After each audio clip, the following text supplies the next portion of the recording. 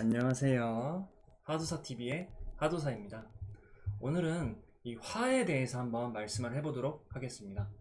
이 화라는 것은요, 이 불화인데요. 이 불의 특징을 오늘 알아볼 건데, 이 불의 특징은 첫 번째로 확산이라는 힘이 있겠습니다. 그래서 이 확산을 가지고 제가 이야기를 해드릴 거예요. 자, 이 불화의 특징 중 첫 번째, 계절적인 면에서 본다면 여름에 해당이 됩니다. 봄, 여름, 가을, 겨울 중에서 여름에 해당하며 그 힘은 확산을 의미한다. 이 확산이라는 힘은요, 세상을 밝히는 힘, 그리고 그러한 따뜻한 기운으로 인해서 세상에 대해서 역동적인 모습을 확산시키는 힘이다 라고 저는 생각이 들기 때문에 이렇게 적어봤고요. 이 여름은 확산하는 기운입니다. 그렇기 때문에 저희가 저번 시간에는 목기운에 대해서 말씀을 드렸잖아요. 그래서 목기운이 유년기적인 그런 순수한 모습으로 성장하는 모습이라면 이 불의 모습은 청년이나 사회초년생 같은 모습으로서 아주 강한 힘이다. 뭔가 좀 내가 도전적이고 열정적인 게 목보다는 좀 더 확장시켜서 되는 힘이다. 이렇게 생각하시면 되겠습니다. 그래서 수직 상승으로 인해서 성장하는 힘이 목이라면은 광범위성으로 인해서 뭔가 좀 도전있고 패기 열정 이러한 모습이 뭔가 좀 광활하고 역동적으로 나타나는 모습은 이 화가 되겠다라고 생각하시면 되겠습니다. 두 번째로는 물상론적으로 봤을 때 이 물상은 화는 어떻게 보느냐? 첫 번째, 태양 에너지로 생각을 하시면 돼요. 이 태양 에너지라는 것은 자연 에너지 그리고 빛에 해당이 됩니다. 용광로나 광선 이러한 쪽도 생각해 볼 수가 있고요. 두 번째로는 촛불이라는 에너지가 있습니다. 이 촛불이라는 것은 인공적인 에너지예요. 예를 들어서 장작을 떼가지고 불을 만드는 것이죠. 그렇기 때문에 이 촛불은 불과 같다, 인공적인 에너지와 같다 이렇게 생각하시면 돼요. 그렇기 때문에 형광등이라던가 조명 이쪽 계통이 인공에너지가 될 수가 있겠죠. 자, 그래서 이 화는 세상을 밝히는 힘 혹은 지구의 온기나 열기를 제공해서 목을 성장시키면서 그 목이 가을까지 가서 결실을 맺게 하는 힘 이렇게 생각하시면 되고요. 이 화는 목을 태워서 불을 피워서 그 불로 인해서 금이라는 것을 재련시킨 다음에 가공을 해서 상품화시키는 힘 이렇게 생각하시면 되겠습니다. 또한 화는 확산하는 의미로서 도전적이고 역동적이면서 사람 자체가 패기와 열정을 갖고 긍정적으로 살아가는 상징적인 힘 이렇게 생각하시면 되고요. 그리고 화가 화를 만났을 때는요, 뭔가 좀 경쟁심 이러한 것보다는요, 불과 불이 만나져서 그 불길이 더욱 강해진다, 더욱더 확산이 된다 이렇게 생각하시면 돼요. 그렇기 때문에 불과 불이 만나면 그 불이 만나져서 합쳐져서 더 큰 불이 된다, 이러한 형태로 순간적인 동질감을 느낀다 이렇게 생각하시면 되겠습니다. 세 번째로는 성격으로 보았을 때 이거는 오상 중에 예에 속하는 거예요. 그렇기 때문에 화는 예가 있으면서 사회 초년생과 비슷한 힘이 있습니다. 그렇기 때문에 아직은 미성숙한 힘이다. 하지만 힘이 도전정신과 열정정신이 굉장히 강하면서 자신에 대해서 당당하다 이렇게 말씀드릴 수가 있겠죠. 그렇기 때문에 이러한 미성숙한 힘도 같이 존재하기 때문에 활용에 있어서는 조금 주의를 해줘야 한다. 그래서 순수함보다는 자신감, 열정, 패기, 당당함 이런 것들이 있으면서 인간관계에 대해서 형성하는 것을 굉장히 좋아한다. 시작을 하면서 그 시작을 조금 더 확장시키는 힘이다. 이렇게 생각하시면 되겠습니다. 태양계 안에서 지구가 존재합니다. 그렇기 때문에 1등짜리 글자인 병화라는 게 있어요. 또 그렇기 때문에 이 병화는 자신의 힘을 발산하고 싶어하는 것이 있겠죠. 자, 인간 친화적이면서 예가 있고요. 미래를 생각하는 것보다는 지금을 되게 중요시하는 그러한 성향이 있습니다. 그리고 과거에 집착하지 않고 그렇기 때문에 과거에 집착하지 않기 때문에 앞으로 나아갈 수 있는 현재를 어떻게 타파할 것인가, 지금보다는 어떻게 발전할 것인가를 생각하는 게 있겠죠. 그렇기 때문에 발전성이라는 것도 동시에 존재하면서 과거에 대해서 교훈을 얻지 못할 수 있는 가능성도 있기 때문에 과거를 되돌아보지 않는 점은 단점이라고 말씀드릴 수가 있겠습니다. 그렇기 때문에 과거에 집착하지 않아 발전적으로 나아갈 수 있는 것, 앞으로 나아갈 수 있는 것, 과거를 생각하지 않아 교훈을 잃어버릴 수 있는 양날의 검의 힘이 동시에 존재한다. 그리고 병화의 힘처럼 리더십, 열정, 패기, 도전적인 면 혹은 역동성이 강한 면이 이 화가 되겠습니다. 화를 음양의 관점으로 봤을 때는요, 크게는 양에 해당이 돼요. 그런데 이 양이 또 나누어지게 마련이죠. 그렇기 때문에 그 중에서 음을 보신다면은 자체는 수렴하고 응축된 기운을 말합니다. 그리고 어둡습니다. 그리고 섬세하고 복잡하고 양보다는 예민한 성질이 있겠죠. 그리고 양은 발산의 기운이 강하고 밝고 따뜻하고 음보다는 단순한 면이 있겠습니다. 그리고 지지에서 이 화와 수는 명리학적으로 체형이 바뀌기 때문에 쓰임새가 바뀌어서 해석을 한다는 점. 그렇기 때문에 제가 여기에 정화, 오화가 음이고 그 다음에 병화, 사화가 양이다라고 이렇게 가로치고 이렇게 적어놨죠. 그래서 화와 수만 음양이 체형이 바뀐다 이렇게 생각하시면 되겠습니다. 요거는 좀 메모를 해두시면 좋겠는데요. 이 화에 대해서 알아야 할 중요 포인트입니다. 사주에 화가 너무 많다고 생각을 해보세요. 그러면은 화타토조라고 있습니다. 화다토조. 이게 무슨 말이냐면은 화가 너무 많아서 이 토라는 기운이 땅의 역할을 해야 되는데 화로 인해서 이 땅에 가뭄과 같은 현상이 나타난다. 그래서 땅이 말라 비틀어져 버린다. 이렇게 말씀드릴 수가 있고요. 두 번째로는 화가 너무 많으면 금을 녹여버릴 수 있다. 그게 화다 금용. 세 번째로는 화다수 가리인데요. 이것은 내 사주에 화가 너무 많은데 수가 하나밖에 없어. 그렇게 됐을 때 이 수가 화로 인해서 그 물이 계속 유지되는 게 쉽지 않겠죠. 그렇기 때문에 이 수가 빨리 증발해 버린다. 그렇기 때문에 수가 증발한다. 화다수갈. 네 번째로는 화다목분입니다. 화가 너무 많게 되면 목을 태워버린다. 이렇게 될 수가 있겠습니다. 세 번째로는 화의 종류인데요. 이 천간과 지지가 있겠습니다. 천간의 화는 병화와 정화가 있죠. 병화는 양화이고요. 정화는 음화에 속합니다. 병화는 태양이나 빛, 자연 에너지에 속하게 되는 것이고요. 이 정화라는 것은 불이고 인공적인 에너지, 파이어에 속하게 됩니다. 그리고 지지에서 화가 사화와 오화가 있죠. 사화는 음화인데 체형이 바뀌어서 양화가 되는 것이고요. 이 오화는 본래는 양화인데 체형이 바뀌어서 음화가 됩니다. 그래서 사화는 천간의 병화 같은 작용이 되기 때문에 양화가 되는 것이고 오화는 천간의 지지와 같은 작용을 하기 때문에 음화가 되는 것이다. 이렇게 생각하시면 되겠습니다. 자, 이제 병화를 제가 말씀드릴 건데요. 병화는 양화입니다. 뜻은요. 셋째 천간 병, 남쪽 병, 밝을 병 이런 뜻들이 내포되어 있습니다. 그렇기 때문에 이 뜻이 왜 이렇게 이 뜻을 갖느냐, 이것은요 제사에 희생물을 얻는 커다란 제사상을 본뜬 상형자에서 유래가 된 겁니다. 그렇게 이제 제사를 지낸다는 것 자체가 예전에는 토테미즘 신앙, 태양신을 숭배했었어요. 그렇기 때문에 뭔가 인간들이 경외해야 될 그러한 존재들에 인해서 우리가 예의를 갖추는 행위를 하게 된다는 것이죠. 그렇게 살아왔고 그렇기 때문에 예의를 지키기 위해서 어떠한 우리가 숭배해야 할 대상을 보고 그분들에게 예의를 지키는 모양이 바로 이 병화 같은 모양이에요. 그렇기 때문에 제가 이렇게 말씀드릴 수가 있고요. 두 번째, 밝을 병. 태양처럼 세상을 밝히면서 생명체에게 따뜻함과 온기를 제공해서 기르는 역할을 해주는 것이 바로 이 병화의 역할입니다.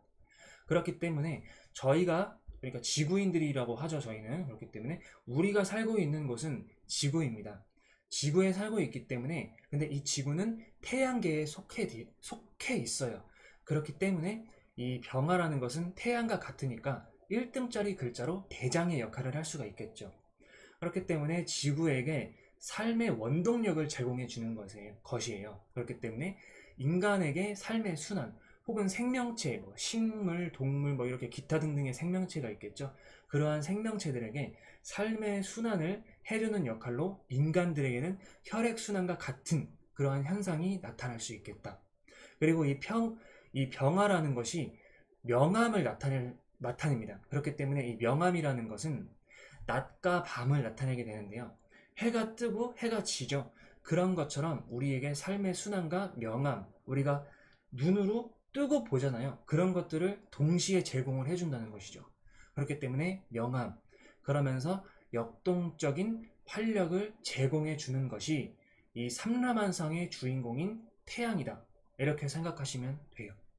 그래서 이 병화라는 것은 양 중의 양에 속함으로써 발산하는 기운이 큽니다. 그래서 그 힘을 확산시켜주는 역할입니다.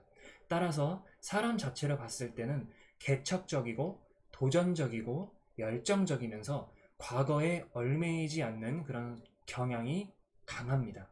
그래서 화의 성향인 밝힘을 하려는 것, 확산을 하려는 힘으로써 도전, 시작, 이러한 힘은 긍정적인 예시가 될 수 있겠으나 과거를 생각하지 않는 것은 단점이 될 수 있겠습니다.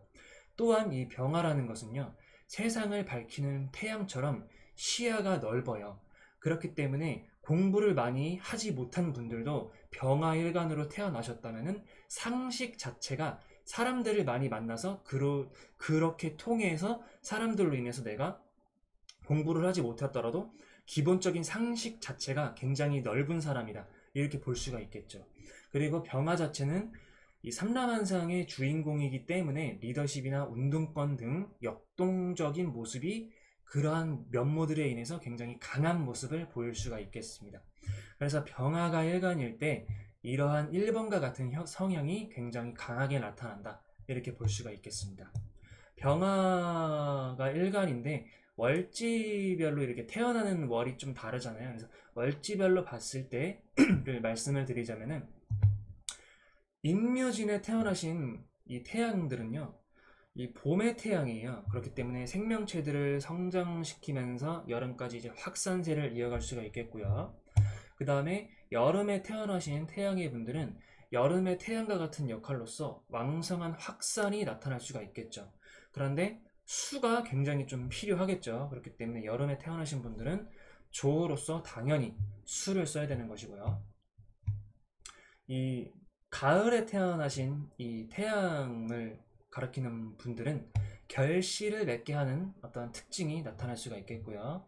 해자축월에 태어났습니다. 그럼 겨울의 태양이죠. 겨울의 태양은 생명체를 죽지 않게 유지를 시켜주거나 삶의 역동성이 끊이지 않게끔 도와주는 역할, 이렇게 말씀드릴 수가 있겠습니다. 자, 병화를 물상론적으로 봤을 때는 종류가 있겠죠. 태양 에너지, 빛의 자연 에너지에 속하게 됩니다. 혹은 태양 자체는 굉장히 큰 덩어리잖아요. 그렇기 때문에 넓게 봤을 때는 화력 발전과 같은 모습, 혹은 원자핵, 혹은 방사선, 혹은 대규모적으로 일어날 수 있는 어떠한 전쟁 같은 그런 불꽃이 될 수도 있고요. 피로 이제 병화에 속하기 때문에 그런 면모들도 같이 볼 수가 있겠죠.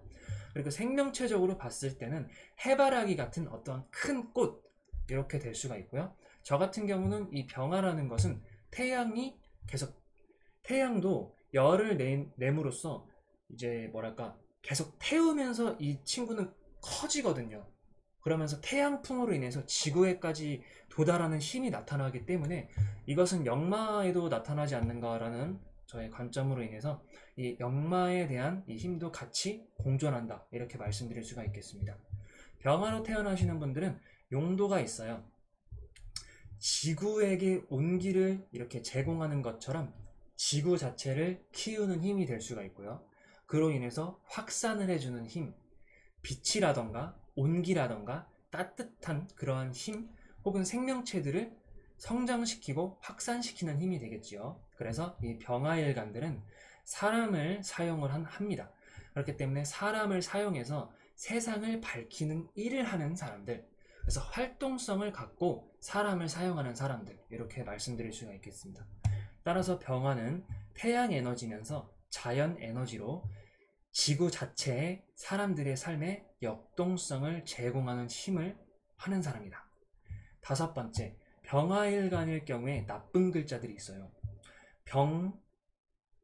병이라는 게 신금을 만났을 때, 이 신금이라는 것은 보편적으로 이제 구름이라고 생각을 하시면 되는데요. 이 구름이 태양을 가린 형태가 됩니다.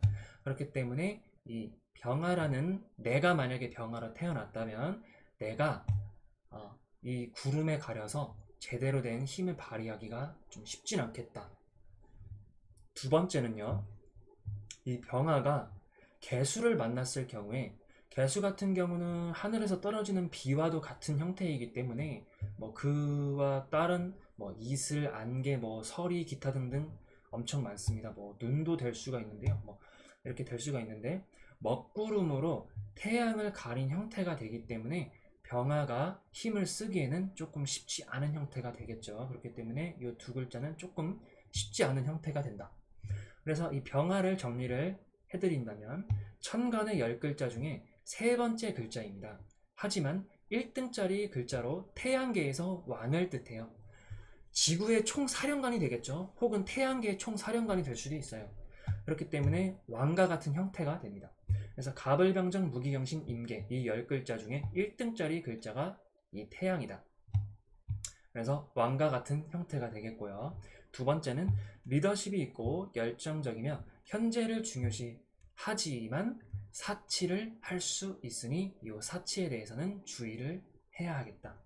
세 번째는 청년의 힘으로서 열정적이나 도전정신, 뭐 패기 이런 것들은 굉장히 강합니다. 그러면서 남 앞에 서는 것을 굉장히 좋아할 수 있는 가능성이 높다. 네 번째는 확산의 힘으로써 삶에서 생동감을 확산시켜주는 힘입니다. 그래서 역마성에도 같이 해당이 될 수가 있겠다. 그래서 운송업 쪽에서도 뭐 활동을 할 수가 있겠죠. 다섯 번째, 오상중 예를 의미합니다. 그래서 사람 자체가 인사성이 있습니다. 예의가 있다는 뜻이죠. 그래서 화가 강할 경우에는 이 예가 병이 될 수가 있다. 여섯 번째는 이 키워드는요, 성장과 확산입니다. 일곱 번째는 신금과 개수는 이 병화 입장에서 가장 두려운 존재가 된다. 자, 다음은 정화인데요. 정화는 정화로 읽고 음화입니다. 태양보다는 조금 복잡한 형태가 될 수가 있겠죠. 자, 뜻. 자, 정화의 뜻은 넷째 천간정이라는 뜻이 있고요. 네 번째 위치에 있다는 뜻입니다. 고물의 정이라는 뜻도 있고요. 장정이라는 뜻이 있습니다. 이게 왜 그러냐? 고물해라는 것은 농기구에 해당이 됩니다. 그리고 이 정화는 못과 좀 비슷한 형태가 될 수가 있겠죠. 그렇기 때문에 못의 모양을 본뜬 상형제에서 유래가 되었다. 그래서 고물해로 봤을 때 농기구에 해당이 되니까 농사나 도구를 이용하는 모습, 이런 게 될 수가 있겠죠. 그래서 곡식을 글러 모으거나 곡식을 펼 때, 혹은 밭에 흙을 고르거나 씨를 뿌리고 난 후에 흙을 덮을 때 사용하는 그러한 농기구의 모습, 혹은 현실적으로 봤을 때 목과 같은 형태, 이렇게 될 수가 있고요. 장정이라는 것은 성하다, 장하다, 장장하다, 뭐 건장함, 이런 쪽의 비유가 됩니다. 그렇기 때문에 그러한 강한 힘이 응축된 힘이라고 생각을 해볼 수가 있겠습니다. 그렇기 때문에 제가 좀 개인적으로 봤을 때는 이 정화라는 글자는 사람들에게 희망을 주는 힘이라고 저는 생각을 합니다. 그래서 초코파이 정, 뭐 정이 많은 사람, 따뜻하고 뭐 이렇게 좀 따스함을 주는 사람, 이렇게 생각을 해요. 그래서 정화는 양에 속하는 것이긴 하지만 음에 속합니다. 그렇기 때문에 이 태양은 확산으로 인해서 발산하는 영역이 굉장히 넓다, 스펙트럼이 넓다고 생각을 하신다면은 이 정화 자체는 지금 이 그림처럼 촛불과 같은 형태로 어두운 곳에서 더 빛이 나는 사람, 이렇게 생각하시면 되겠습니다. 그래서 응축된 힘, 불의 힘이 이렇게 모여있는 모습, 이렇게 생각하시면 되고요. 그렇기 때문에 따라서 열정적이고 패기가 있고 이런 모습도 있어요. 그리고 화합의 힘도 있습니다만은 병화보다는 좀 적다는 거죠. 그래서 이 정화라는 것은 원리 원칙이, 자신만의 주관에 의한 원리 원칙이 뚜렷하고 안정성을 갖는 그러한 힘입니다.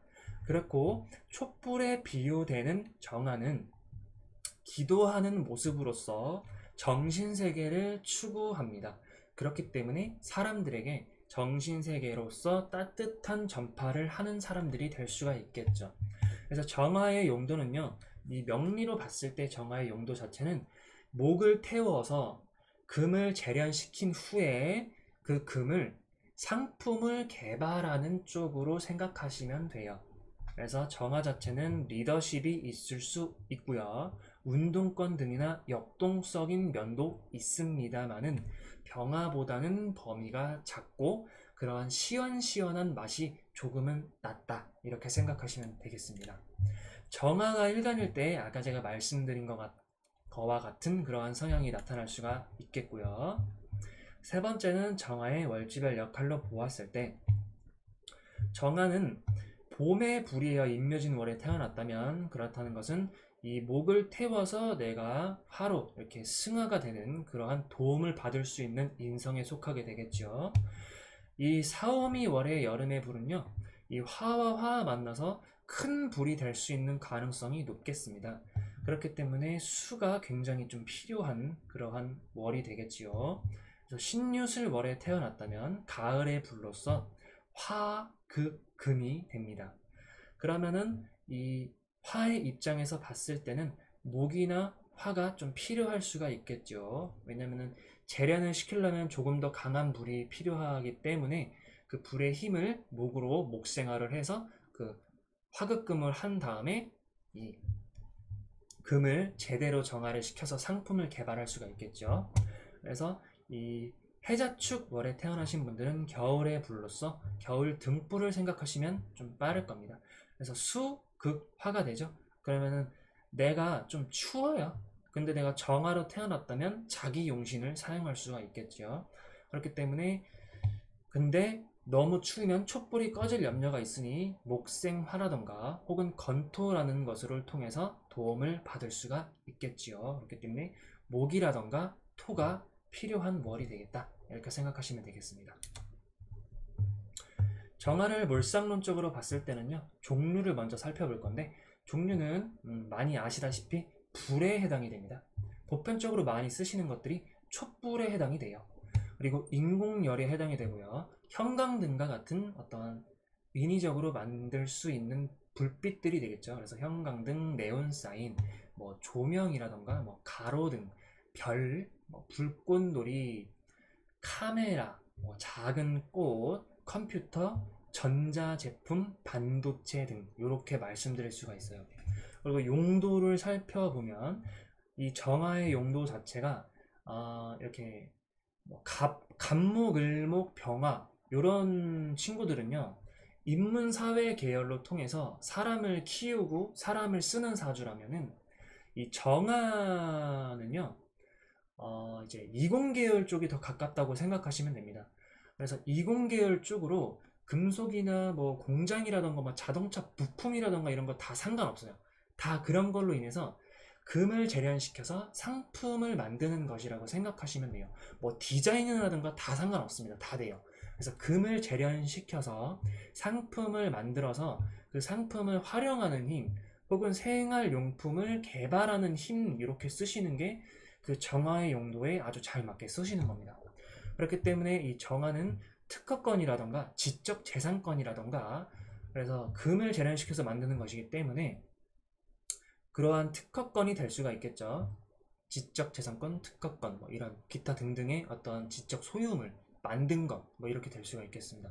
디자인 쪽에서도 지적재산권이라던가 뭐 소유 재산물 뭐 이런 거 있잖아요. 그런 게 다 될 수가 있어요. 보석, 주얼리 뭐 이런 것도 다 됩니다.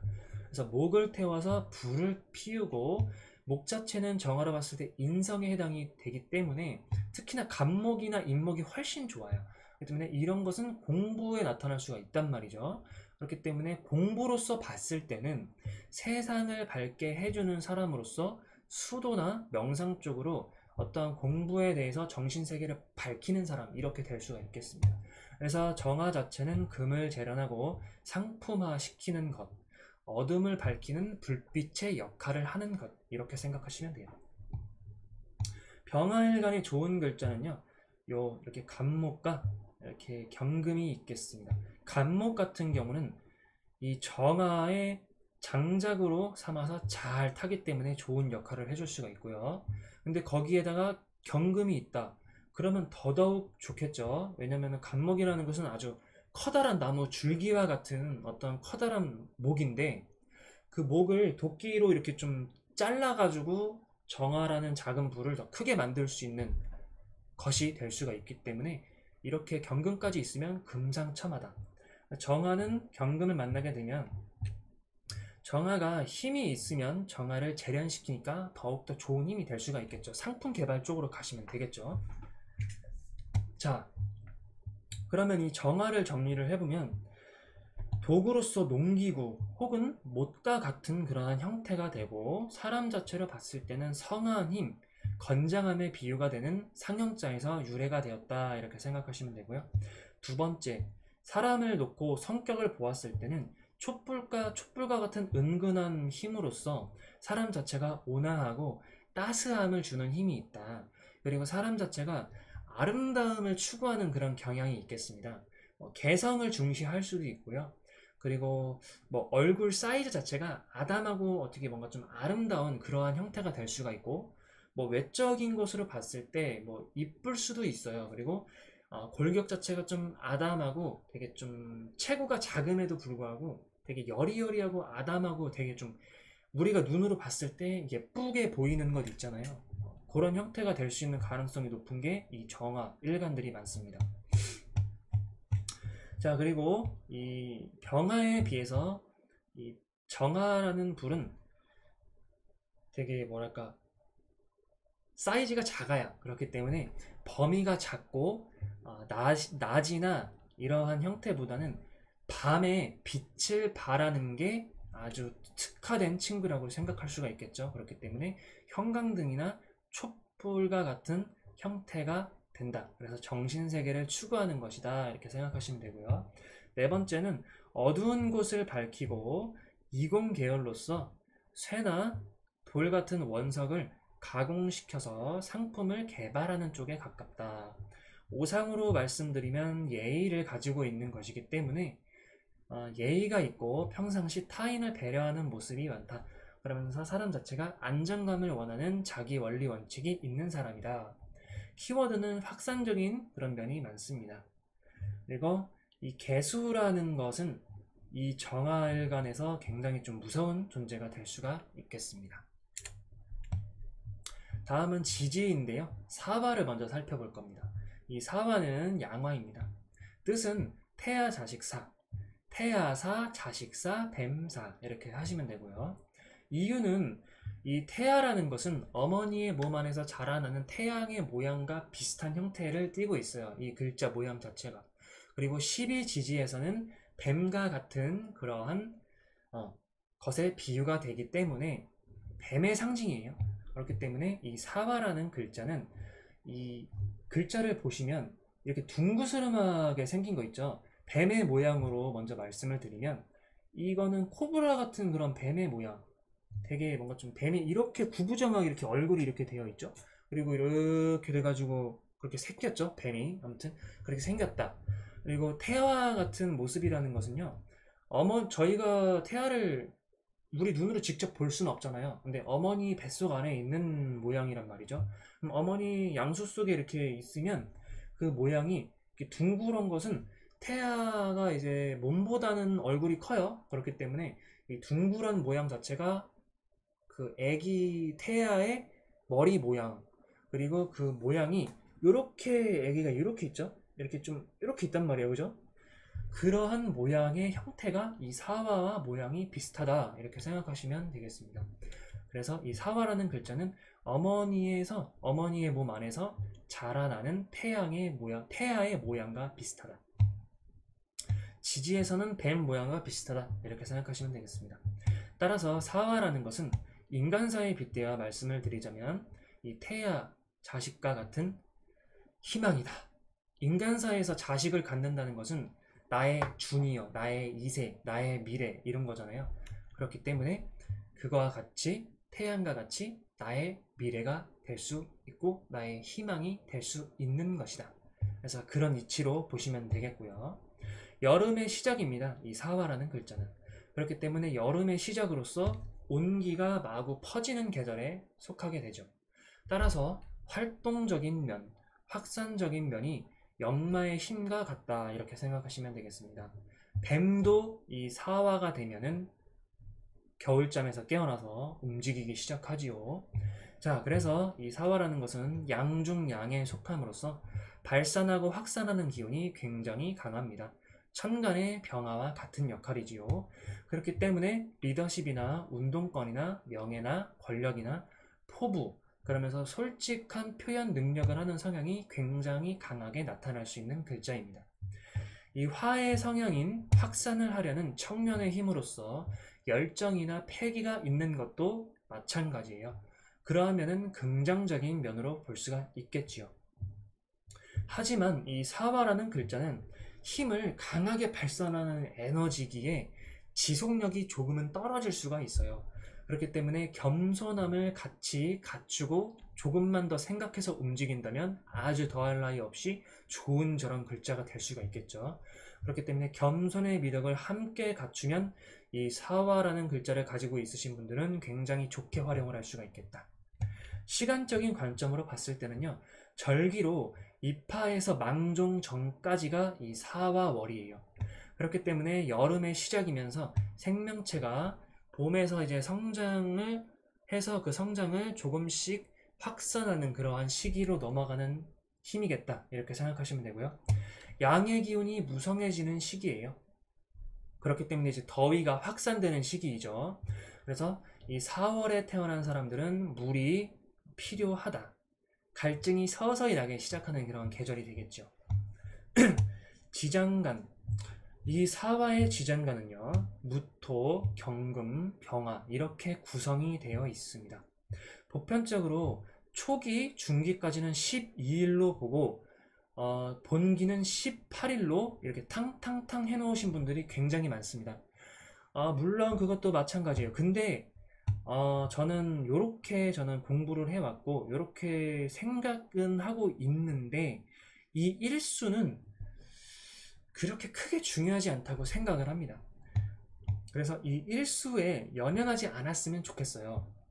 더 중요한 것은요, 이 사화라는 지장간 안에 뭐가 있는데 얘가 왜 들어와야 하는지를 이해하시는 게 조금 더 확실하게 공부할 수 있다 이렇게 제가 말씀드릴 수가 있겠습니다. 지장간을 제가 왜 이렇게 돼야 하는지 한번 말씀을 드려보겠습니다. 이 지장간은 왜 이렇게 되어야 하는가. 자, 사화 전달이 진토월이에요. 그렇죠? 진토월은 을개무로 구성되어 있어요. 본기가 무토죠. 그렇기 때문에 이 무토가 4월의 초기를 넘어오니까 당연히 무토로 시작을 하게 됩니다. 이것도 하나의 이유이고요. 두 번째 이유는요, 무토는 이 4월이라는 것은 역마가 인신사회가 있어요. 그쵸? 그러면 이렇게 인신사회의 역마에 해당하는 월지들은 어떻게 되겠습니까? 봄에는 준비를 많이 하잖아요. 봄이 왔다. 봄 준비해야 되죠. 봄을 나기 위한 준비. 여름은 어때요? 여름을 나기 위한 준비를 해야 돼요. 그쵸? 쉽게 말씀드리자면은 봄이 왔죠. 태양이 뜹니다. 그러니까 봄, 여름, 가을, 겨울로 봤을 때 봄은 이제 생명체들이 성장을 해야 되는 계절로 굉장히 바빠요. 여름은 그러한 생명체들이 성장을 해서 확산시키는 시기로 바쁩니다. 그렇기 때문에 굉장히 역동적으로 움직일 수 있는 계절이 여름이에요. 그러한 역동적인 움직임을 포괄할 수 있는 땅이 무토입니까? 기토입니까? 기토는 너무 땅 자체가 작아요. 그렇기 때문에 이 무토라는 것이 와줘야지만 광활한 역동적인 그 움직임을 포용할 수가 있는 땅이 바로 무토라는 것이죠. 그렇기 때문에 무토로 당연히 와야 하는 것이다. 중기가 경금인 이유는요, 삼합으로 인해서 이 사유축 금국이 되죠. 그렇기 때문에 삼합의 운동성에 대한 그런 이거함도 있지만 이 사화는 경금의 입장에서 봤을 때는 장생지에 해당이 돼요. 그게 무슨 얘기냐면은 경금은 사화의 장생지로서 장생이라는 것 자체가 사람이 탄생을 의미합니다. 그렇기 때문에 화극금, 즉 금은 화 속에서 태어나는 거예요. 화극금, 화생금이라고 생각을 하시면 그게 좀 빠르겠어요, 이해가. 그래서 요것까지 생각해 주시면 아주 훌륭하신 분이 될 수가 있을 거라고 저는 생각을 합니다. 그래서 경금의 장생지이기 때문에 이 중기는 당연히 경금이 되어야 한다. 그리고 본기가 병화인 이유는요, 천간의 병화와 같음으로 당연한 이치가 되겠지요. 그래서 사화를 정리를 제가 해드린다면은, 이 사화의 글자의 유래는 태아, 자식과 같은 그러한 형태, 모습으로서 인간사에서는 태양과 같은 의미로 사람들에게 희망을 주는 역할이다. 12지지 중에서는 뱀과 같은 그러한 힘이 되겠다. 4월은 동면에서 이 뱀이 깨어나서 활동을 하는 것과 같다. 이렇게 생각하시면 되겠고요. 여름의 시작으로서 활동적이면서 명예나 권력욕에 대해서 굉장히 강할 수 있는 가능성이 높습니다. 어떠한 면이냐면 사람 자체가 표현하는 능력이 있어서 굉장히 강해요. 특히나 언어라던가 말을 하는 것들에 대해서 표현 능력이 좋고 그거에 대해서 표현 욕구가 굉장히 강합니다. 천간의 병화와 같습니다. 그렇기 때문에 리더십이 있고 인간 중심적인 성향이 있으면서 발산하는 힘이며 확산시키는 힘입니다.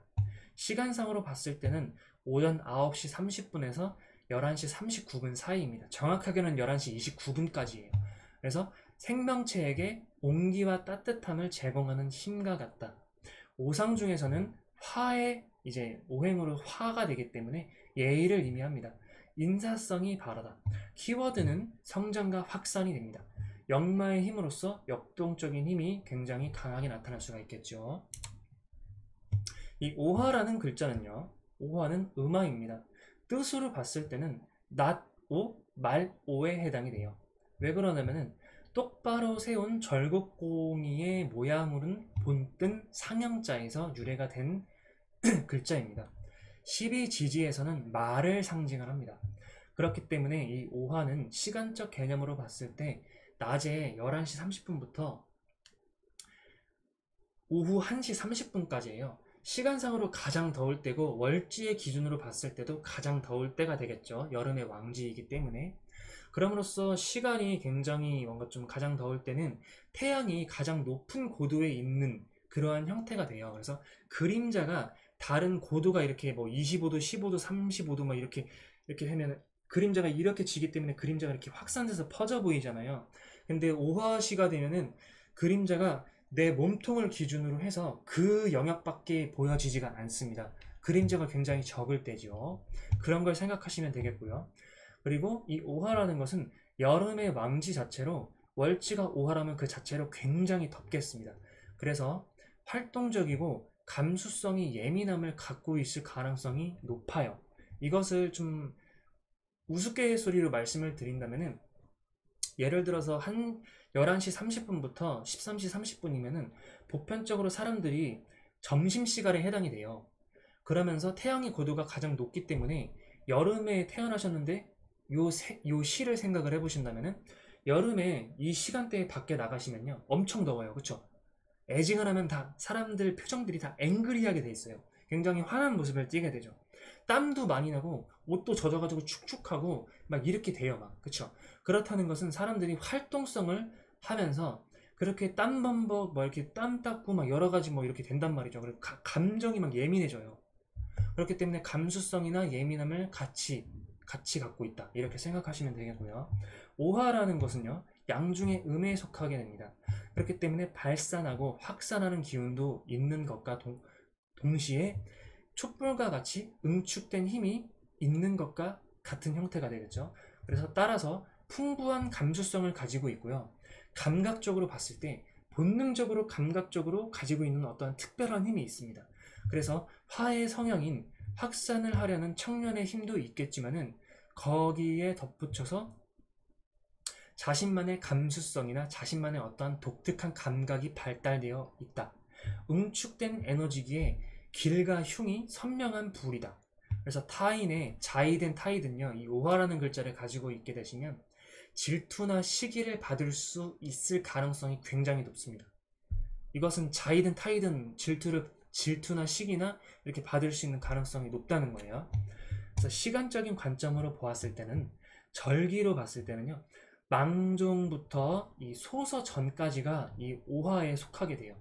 그렇기 때문에 여름 그 자체이고 생명체가 성장이 거의 끝자락에 와 있고 그 성장을 확산시키는 시기가 되겠죠. 그래서 양의 기운이 강합니다. 그래서 화의 기운이 무성해지는 시기가 되죠. 그리고 오화 자체는 시간적인 면모로 보나 계절적인 면모로 보나 화의 기운이 굉장히 강합니다. 이것을 가장 더울 때 1음이 생성이 되고 5양이 되거든요. 그래서 이 음양이 교차되는 시기라고 이렇게 좀 생각을 해보시는 것. 이것도 좀 중요한 내용인데 요거를 좀 설명하기에는 많은 좀 시간이 필요해서 일단은 요거 메모해 두시고 요거 좀 요거 빨간색으로 좀 해놨어야 되는데 요거 굉장히 중요합니다. 음양이 교차되는 시기. 그래서 이 오화라는 것은 5월에 태어난 사람들은요, 물이 굉장히 필요하다. 그리고 세 번째로 지장간을 말씀을 드릴 건데요, 이 병기정이 지장간이에요. 이거는 어떤 분들은 왕지니까 중기는 없다, 그래서 이 병화와 기토를 초기로 동시에 본다, 이렇게 하시는 분들도 있는데요, 저는 이렇게 공부했기 때문에 일수까지는 뭐 이렇게 안 적으셔도 되는데요, 어쨌든 제가 중요하게 생각하는 것은 지장간의 구성이 왜 이렇게 구성이 되어야 하는가가 더 중요해요. 그렇기 때문에 저는 그 부분에 대해서 말씀을 드리도록 하겠습니다. 지장간은 왜 이렇게 구성이 되어야 하는가? 자, 오화의 전월이 사화월이에요. 사화는 무, 경, 병으로 구성되어 있고요.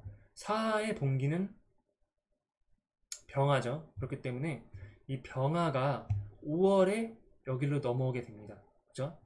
그렇기 때문에 당연히 병화로 시작을 하게 되겠습니다. 중기가 기토가 있어야 되는 이유는요, 오화라는 글자 자체는 제왕지예요. 여름의 왕지이기 때문에 되게 제일 더울 때예요. 명리학상. 그렇기 때문에 가장 더울 때로 여름의 왕지이기 때문에 생명체가 살아 숨쉬기가 물이 없으면 힘들어요. 그쵸? 사람이 갈증이 나서 물을 먹듯이 굉장히 힘듭니다. 그래서 말라 비틀어서 죽을 수가 있어요.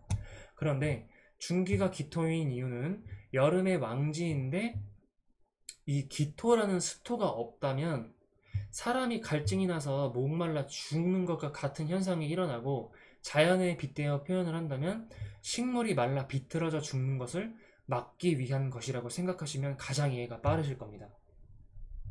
그렇기 때문에 이 기토라는 것이 중기에 당연히 있어야지만 생명체들이 죽지 않고 가을까지 가서 그 가을에 이제 결실을 맺는 힘이 나타날 수가 있겠죠.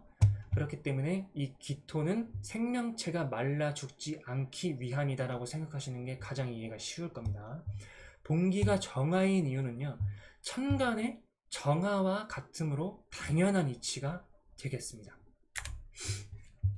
오화를 정리를 한다면 이 오화라는 글자 자체는 똑바로 세운 절국공이의 모양입니다. 거기에서 유래가 된 거고요. 동물로서 말을 의미합니다. 시간상 11시 30분부터 13시 30분 사이로서 태양의 고도가 가장 높은 시간이며 음양이 교차되는 시간이다. 천간 정화와 같은 힘이기 때문에 리더십이 있으나 감수성이나 예민함, 그리고 본능적인 감각이 발달되어 있는 사람이다. 오화월은 여름으로서 굉장히 뜨겁습니다. 뜨겁기 때문에 뭔가 좀 덥고 갈증이 나고, 그렇기 때문에 수가 굉장히 활용도가 높겠지요. 그렇기 때문에 수가 필요하다. 오상중 예를 의미합니다. 인사성이 바르고 그런 거겠죠.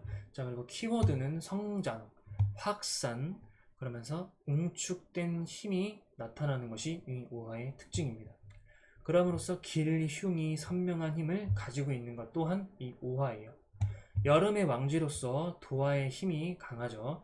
그렇기 때문에 감수성이라던가 본능적인 감각들이 발달되어 있으며 자일은 타일은 시기나 질투에 대해서 염려를 해야 된다. 이렇게 말씀드릴 수가 있겠습니다. 이 병화의 12운성을 좀 살펴보면요. 자, 이거 뭐 이렇게 병사묘 절태양 뭐 이런 건 다 아실 거라고 생각을 하고 간단하게 말씀을 드리도록 하겠습니다. 크게 보시는 게 중요해요. 그렇기 때문에 계절적으로 봄, 여름, 가을, 겨울 이렇게 말씀드릴게요. 병화는 봄에 태어난 병화다. 그러면 조후로서 당연히 생명체들을 성장시키고 확산시키는 역할로서 굉장히 좋은 역할을 하게 되겠죠. 그렇기 때문에 봄에 태어난 병화는 조후로서 아주 좋고 초목을 생장을 돕는 것을 굉장히 좋아할 수가 있기 때문에 아주 좋겠다 이렇게 말씀드릴 수가 있고요. 여름에 태어난 병화다 이렇게 하면은 이제 생명체들이 봄에 예쁘게 다 자라나고 성장을 거의 끝날 때쯤에 꽃이 화개가 되고 생명체들이 역동적으로 움직이는 것을 도와줄 수가 있겠죠. 하지만 굉장히 덥죠. 그렇기 때문에 덥고 갈증이 나고 여름철에 비가 안 오면 조우가 잘 되지 않기 때문에 수가 굉장히 필요하겠다. 이렇게 말씀드릴 수가 있고요. 그리고 가을에 태어난 병화다라고 된다면 가을에는 이제 수확철이기도 하고요. 이 병화라는 힘이 점점 약해집니다. 하지만 가을볕은 굉장히 강합니다. 그리고 이 조용신으로서도 병화 아주 좋게 생각을 하고요. 근데 수가 개수 정도로 촉촉하게 적셔주는 정도면 괜찮아요. 근데 수가 많게 되면 병이 될 수가 있겠죠. 그리고 다섯 번째로 요 술토월이 되면 수확을 하게 되는 그런 계절이거든요. 신월은 곡식이 익어서 그 곡식이 형태가 갖추어지는 것이라고 생각을 한다면요. 이 유금월이라는 것은 그 곡식이 형태가 갖추어져서 딱딱하게 결실을 거의 완벽하게 맺는 것 이렇게 생각을 하고요. 추수를 하는 계절은 이 술토월에 추수를 해요. 그렇기 때문에 수확을 하는 것은 이 술토월에 수확을 한다 이렇게 생각하시는 게 좋습니다. 그리고 태양의 입장에서 봤을 때는 이 술토가 있다면 얘가 묘지가 돼요. 그렇기 때문에 이 태양이